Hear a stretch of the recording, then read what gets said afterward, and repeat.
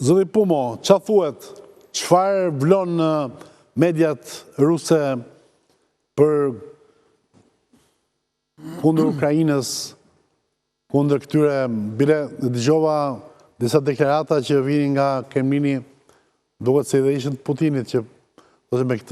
këtë Zelenskin e kur nuk do të negocojmë, sepse a ishtë nazist, do të denazifikojmë në Ukrajinën, në fjetë duke një nerv i zbuluar në fjalët e Kremlinit. Të rezulton kështu?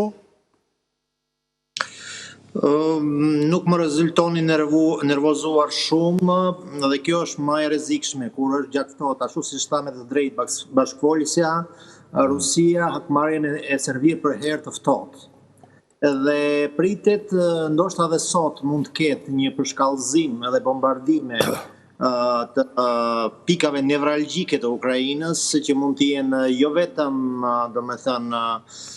energjetika, por edhe portet, edhe bazat të tjera ushtarake, edhe ndërtesa të ministrive të ndryshme që mund të jenë për shembull të shërbimeve sekrete e tjerë. Pra, dhe kjo nuk do të jetë një goditje si shflitet në mas mediat ruse, nuk do të jetë një goditje e vetme, apo një ditë e vetme. Mund të jetë e përshkallëzuar dhe një situatë që një hakmarrje siç e konsiderojnë ata, që do të jetë duke përparuar në front, biles sot u dha një lajm që forcat ruse janë futur tashmë në zonën e Dnjepropetrovskut,